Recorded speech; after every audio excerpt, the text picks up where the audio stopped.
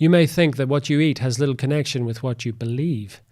Well, history would appear to suggest otherwise, and nowhere more so than in the secular United States of America, where religion and food seem to be on the same menu. Time to work up an appetite here on Things Visible and Invisible.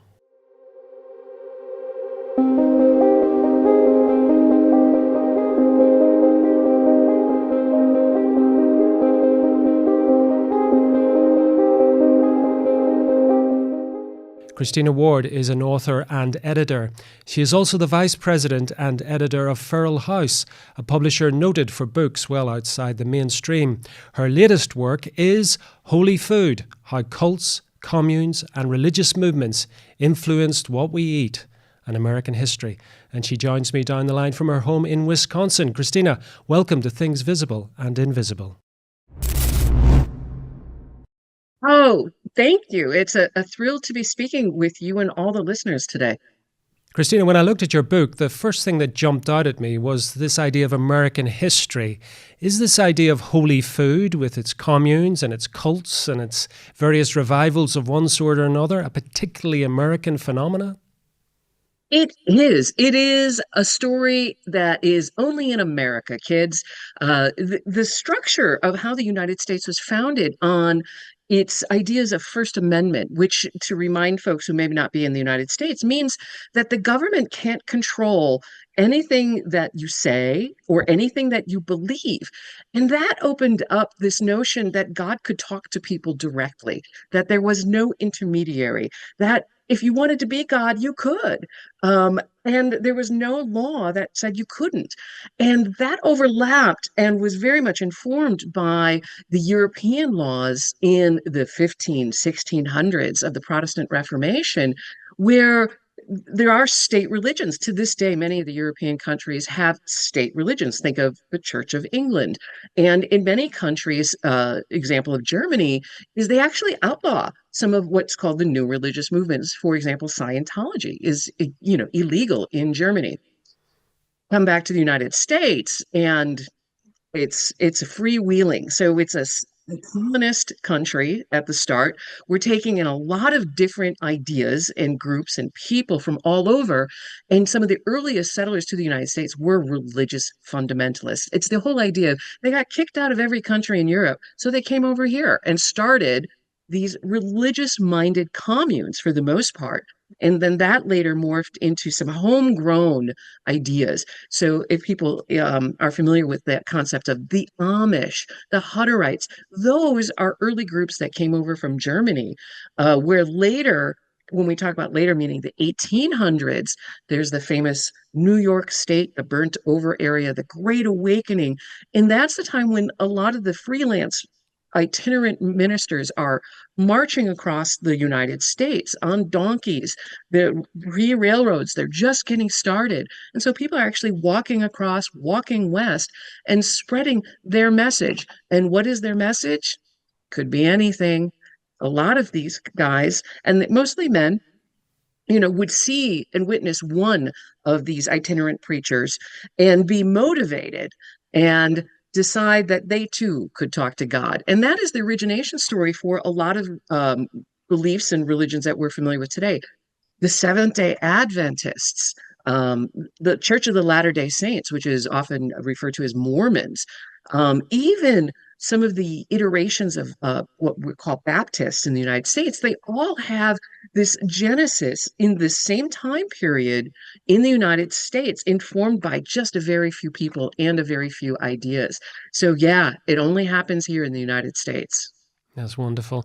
It's interesting. I'm just thinking there, Christina, as you're speaking, I mean, food and religion. When I looked at your book, I suddenly realized that food and religion go together like a horse and carriage. They're sort of been with us from the dawn, because we have obviously prohibitions in the Bible about what to eat, what not to eat. Later religions, like the Muslim religion, is very strict about certain foods are off the menu, etc., etc.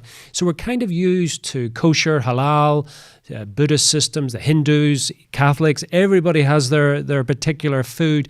But I suppose in the US context, you never had a sort of a national food idea. which means that you had many, many different types of groups that were, to put it bluntly, making it up as they went along? Or is that too simplistic? It's not too simplistic. If we even peel this back further, if we think about the importance and the meaning of food to people, if I give you a cookie, you eat that cookie and you're trusting that I'm not going to poison you. And so the notion of first sharing a meal together is an act of trust, and that act of trust helps build community and builds beliefs. And so in the United States, especially where we don't, as you pointed out, have a national cuisine, unless you count hot dogs, that we identify with.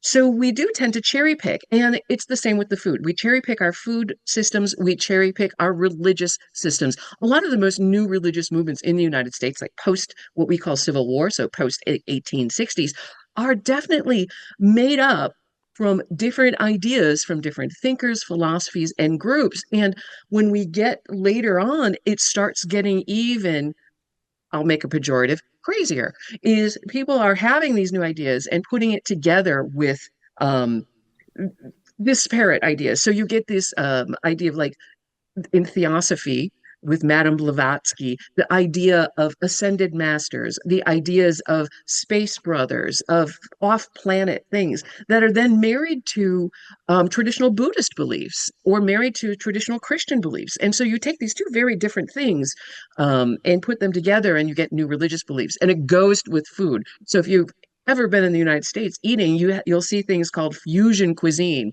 Korean tacos, Indian pizzas. You know, you can in the United States we get curry pizzas. So we've always been drawn to an idea, and then we think about how do we make it our own, and how we make it our own is by putting our personal brand on it by mixing it all together, and that's what the new religious movements did with both belief systems and with the food. And then goes back to why do these groups start beyond what you pointed out, some of the religious prohibitions in the Bible, they go further because how are we going to identify who believes the same thing that we do? Well, if we have a shared cuisine, if we have these restrictions, if we have these joint meals together, it helps us identify our fellow believers. Conversely, an example of like the Seventh-day Adventist, if food is also then a part of your belief system, by having cookbooks, by having food products available, it makes it easier for your followers, for especially new converted followers, to adopt your belief system and your food systems. Absolutely fascinating. You're making me think that the whole concept of the United States as a melting pot has a completely different connotation when it comes to this conversation. Let's go back to the 19th century. Let's go back to some of those, maybe the better known groups which are religions which have emerged from the United States. The first one that comes to mind, you've already alluded to it, the Mormon religion, Joseph Smith. Very much an American religion, if I can say that without any disrespect to the Church of Latter-day Saints, but something which started in America. What way did food play a part, a role in its formation and also its propagation? So one of the very interesting elements of the Church of Latter-day Saints, and it shares with a lot of the new religious movements that are born around that same time in the 1840s, is that they were believers that of a common theory that was born in England called the idea of lost tribes, that the lost tribes of Israel were really Anglo-Saxons. And as Anglo settlers came to the United States, they brought that belief with them. So that is important to know because they would adopt the Judaic food rules, because looking at themselves as descendants of the true lost sons of Israel, that they needed to follow the Jewish food rules.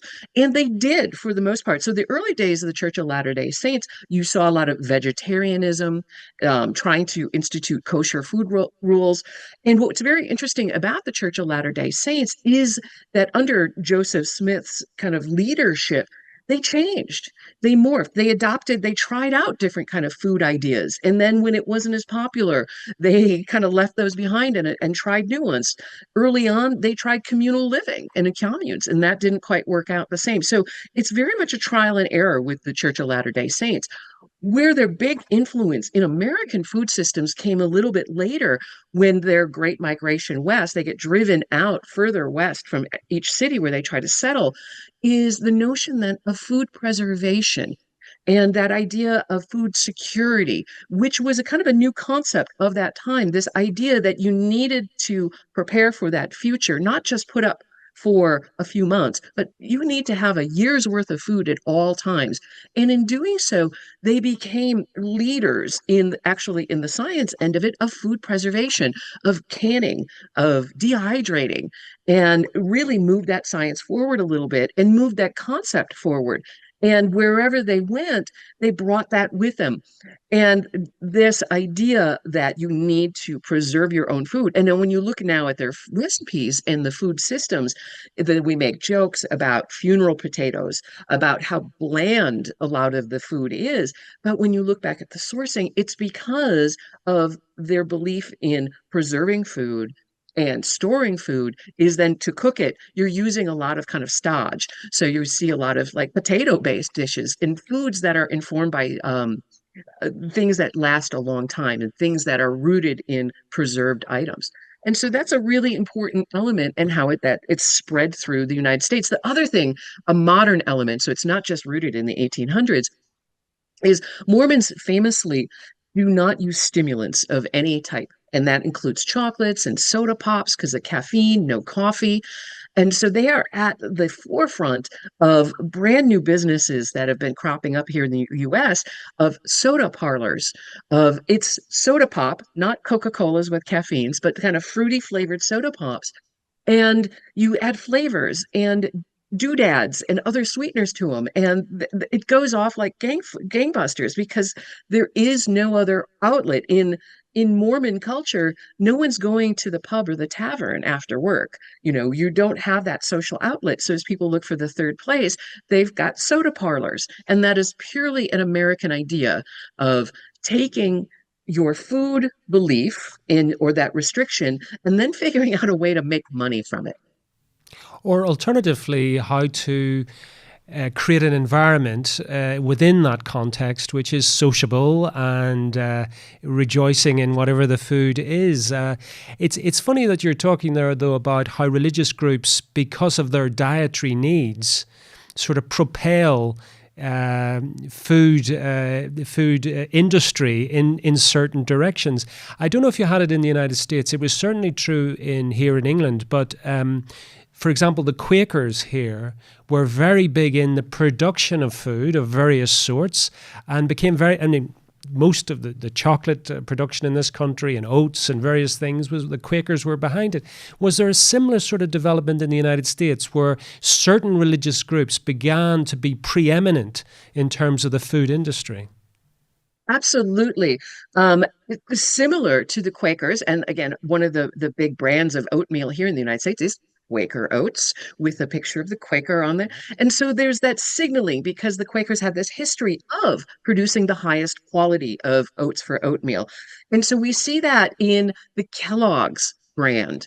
And the Kellogg's kind of own this idea of, again, they believe underlying with the Seventh-day Adventist, which the Kellogg brothers were a part of, was that foods that were too spicy or had too much sugar or too much of anything could stimulate the senses in a way that was non-productive for their existence and non-productive for the belief system. And so to suppress sexual urges, they adopted a very bland diet. And so making that bland diet, you get graham crackers, these very simple kind of whole wheat crackers.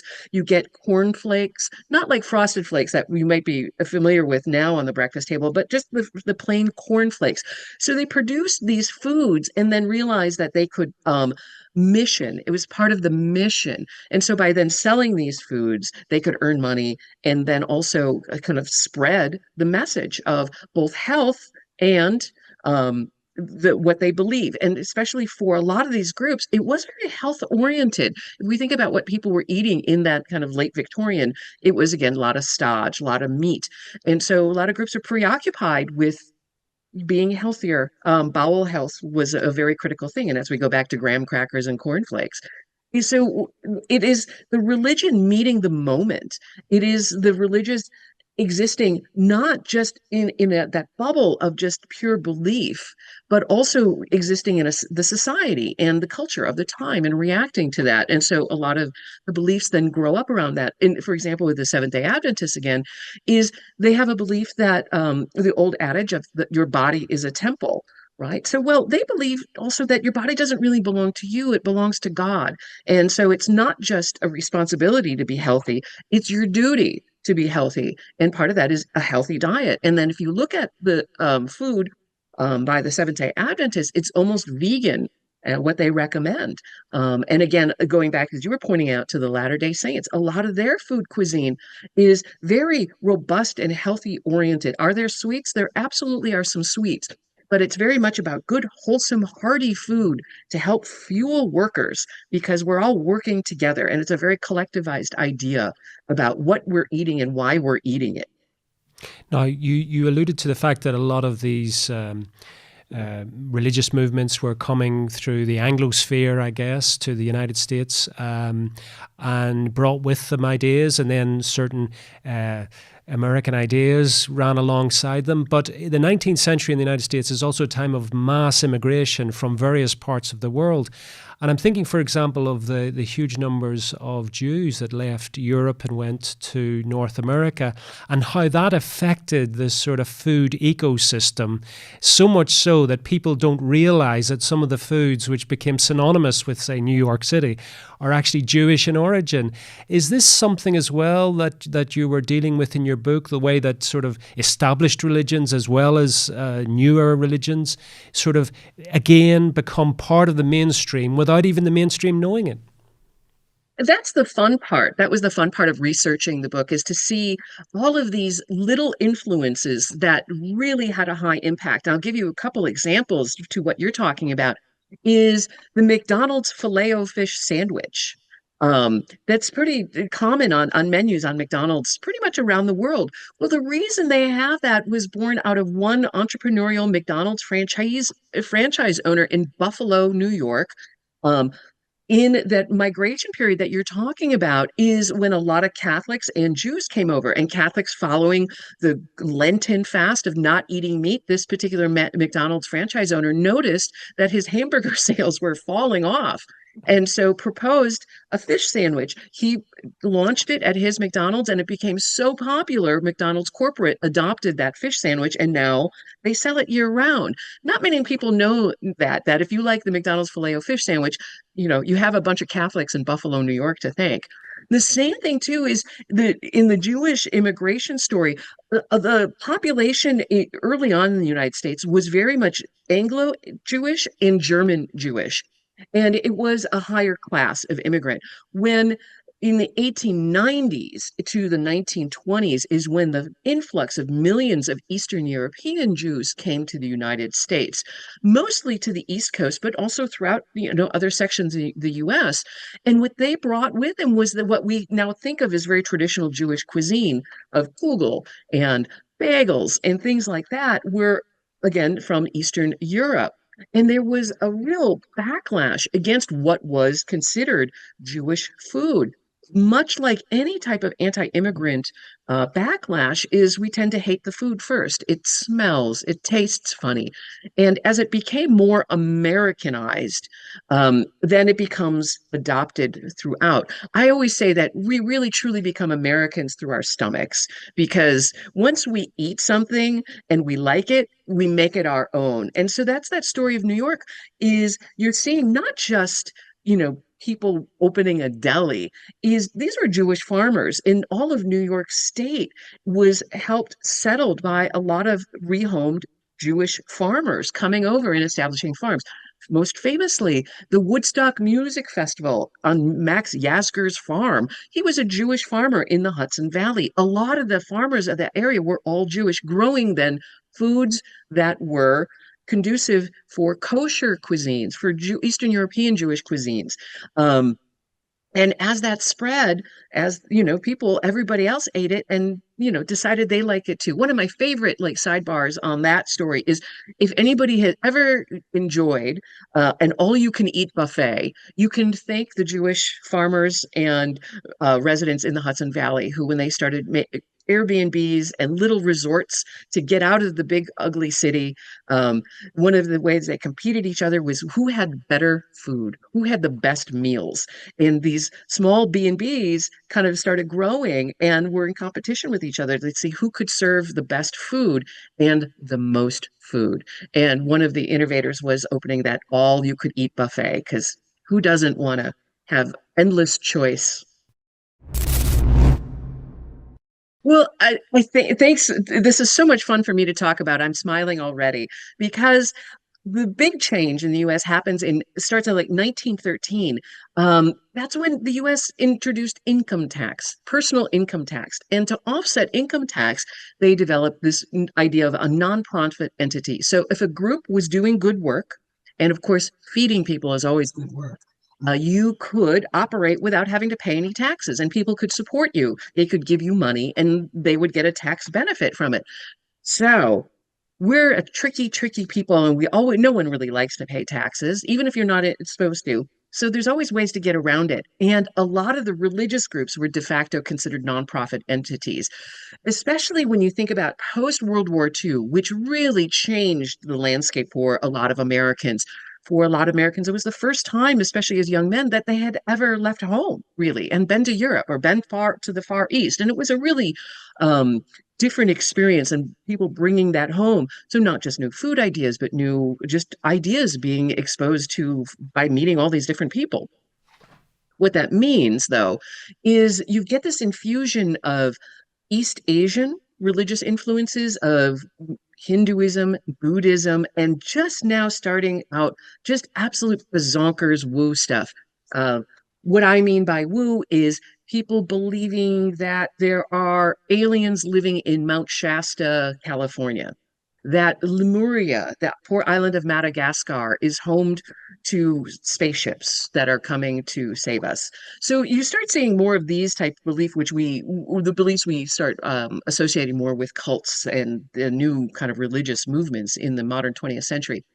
And so these are the ones that really become interesting because they start using the tax laws to grow their churches, to grow their businesses. And anybody who's worked in a restaurant or has run a restaurant knows that if you don't have to pay your employees, you can actually make a lot more money. And that was the key. And so that's what you saw, this boom of these new religious movements, these cults starting to open restaurants and starting food businesses. And that's where that influence spread. Most famously, people may remember thinking in the 1950s is Prabhupada with the Hare Krishnas. And the Hare Krishnas essentially introduced Indian food to Americans. Yes, and it was a particular type of Indian food as well. I mean, it was vegetarian for a start, which probably was a bit of a shock to the American psyche at that point in the 1950s. It was very much the idea. So there was always been a through line of vegetarianism with some of these new religious movements. The Rosicrucians were often vegetarians. Even some of the kind of earlier 1900s crazier, and I mean it legitimately crazy, the Mazdaznans, a neo-Zoroastrian outfit out of Chicago. Again, really difficult and complicated food rules that people can go look up or read about. And but so these started informing this notion of the faddishness you mentioned earlier, this notion that um, vegetables are healthy. And before that, it was just really about caloric intake. How many could we get sufficient calories? And now the we're experiencing the wealth of the growth of wealth in the United States. And so we were lesser concerned about starvation and more concerned about being healthy. And vegetables, vegetarianism gave this essentially a virtue signal that you are a healthy person, you're following this healthy diet. Therefore, if I am physically healthy, it's physically pure, I am also spiritually pure. And that was a lot with the Hare Krishna was following this diet, this notion of prasadam, which is, in legitimate Hindu beliefs, this idea that food is holy when we offer it to God first, when we make it with pure intention. The secret is most of the Hari style Indian food, which is vegetarian, is also really sweet. It's sweeter than if folks go to India and eat, authentic Indian cuisine. It's sweeter because Prabhupada had a sweet tooth. And the Hare Krishnas, like many other groups, banned any kind of stimulants like alcohol or coffees. And so the only stimulant, the only joy was sugar. And so a lot of very sweet style Indian recipes. It also um, then conveys this idea that other people can do it too. And that's where you see a rise of the guru movement of whether it's Maharishi kind of recruiting for yoga and the Beatles famously kind of coming and joining the Maharishi for a while, is then all of these gurus came to the United States looking for new recruits, new spiritual. And then you start seeing Yogi Bhajan and as I said, Yogananda, who wasn't really food related and much more pure in belief. But again, the United States is now becoming inundated with these new ideas about how to eat and how to believe. And of course, along the way, there's always bad actors and there's always people who are not working with pure spiritual intent. Yeah, I mean, it's fascinating just listening to you because what has turned eastward in the 20th century from your book. I mean, in the 19th century, it was sort of from England or the British Isles. You know, it was a similar sort of exporting of religious ideas, and they all seemed to find somebody in the United States to sort of latch onto with their own dietary requirements. However, again, looking at, for example, Hare Krishna and the restaurants that they have, I mean, they're noted for the food, and you've described it absolutely perfectly there. It's very rich, very sweet at times. But also they're known for the hygiene in their restaurants, for example, which again is part of that sort of religious following, that religious beliefs.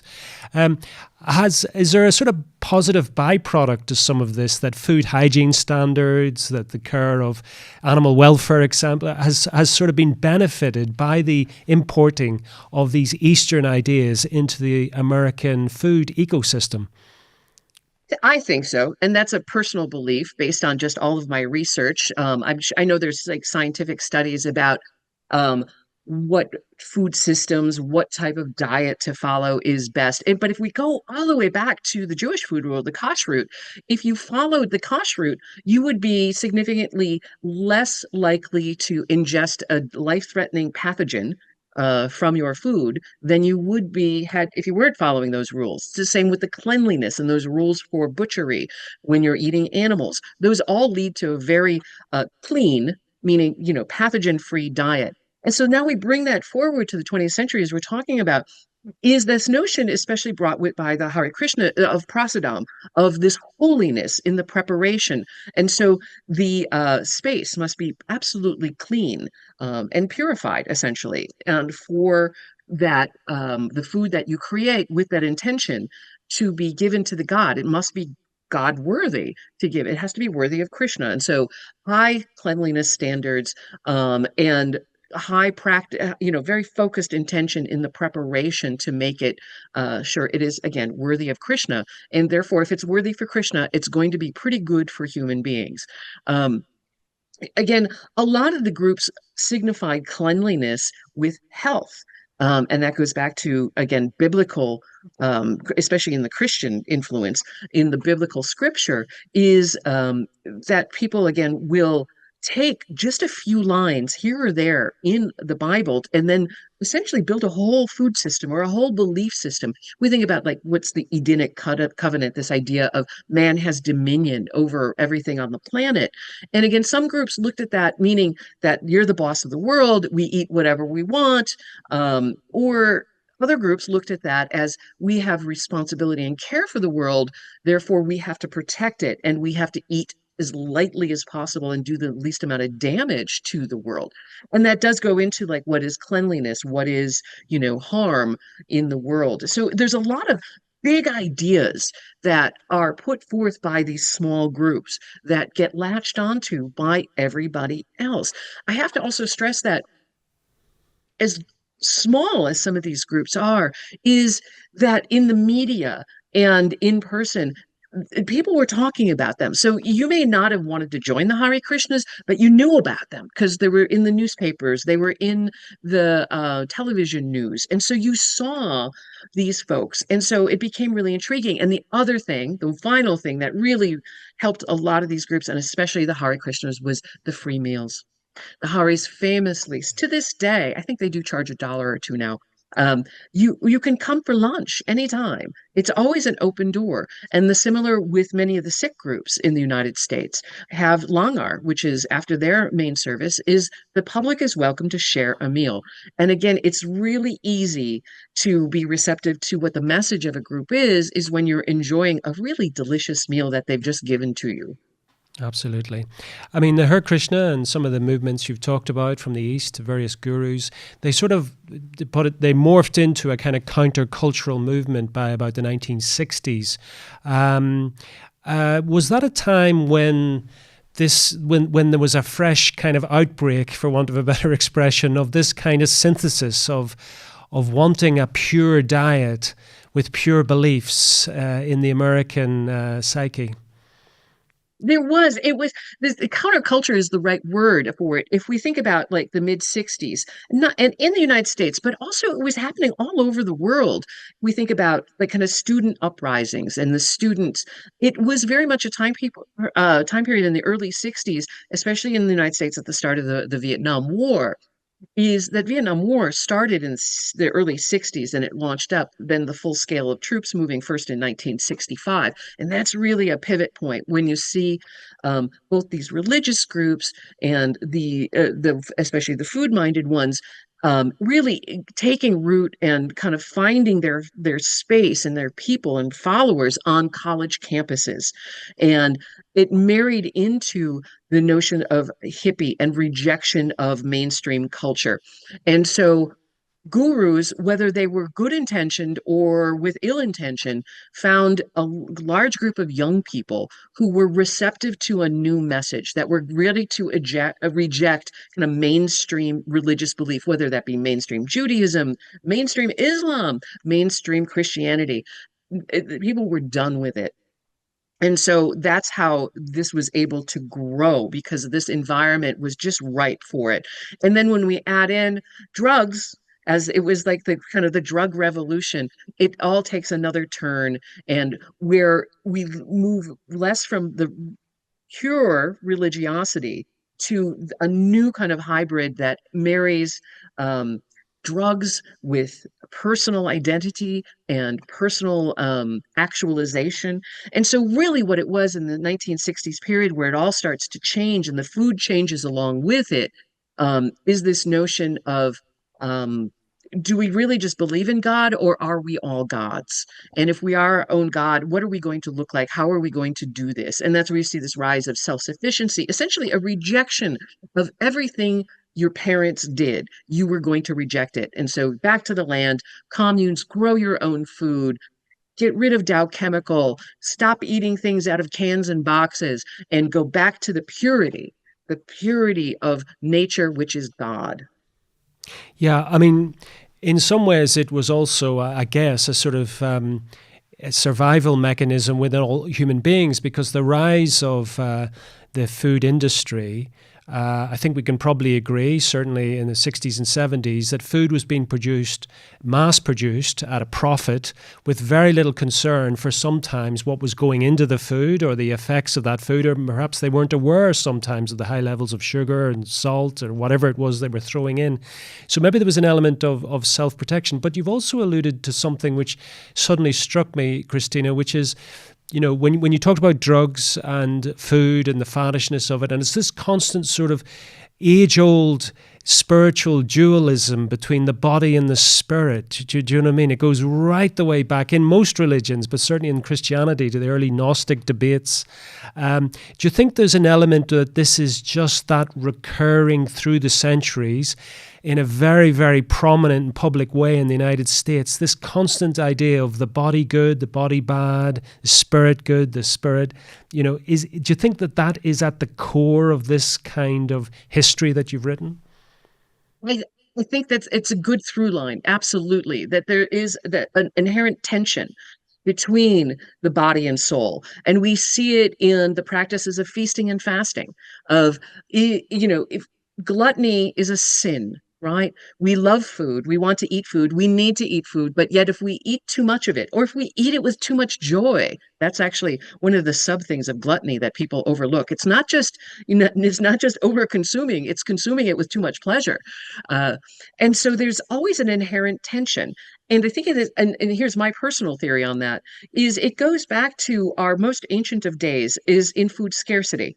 And so there needs to be control against someone consuming if you're in a tribal situation, one person cannot eat all of your stockpile of food. And so we start making these rules and these prohibitions about how we're going to be human together. And that becomes that awareness of spirituality, of something outside of ourselves, something outside of our physical body. And so that tension becomes that regulated. And that's often why, again, feasting and fasting, when something is going really well, we have a feast to celebrate and we thank God with food. When things are going poorly, we tend to we fast, we withhold food as a symbol of our atonement, that we wish for God's forgiveness, because ultimately people who do believe that all those gifts, that all food does come from God. So from the get-go, there's always a relationship between the body and the soul, because people believe that food comes from God. So it becomes like this very always overly complicated relationship than how it's going to manifest in your actual life. And that's where the 60s and the 70s, it really becomes interesting and different than Europe. Though Europeans had many communes, they had some spiritual communes. I'm thinking about the Great Findhorn communes in the UK.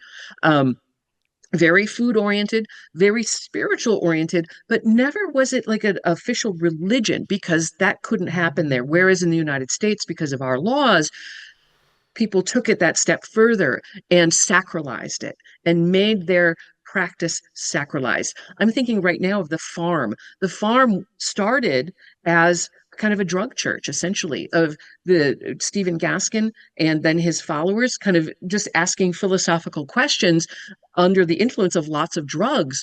And then their revelations are of the time, of that, God is nature, God is food, God is in the nature. And they move from San Francisco to Middle Tennessee, and their whole mission becomes agriculture and self-sufficiency. If anybody's ever eaten a tofurkey, you can thank the farm commune, because they developed that.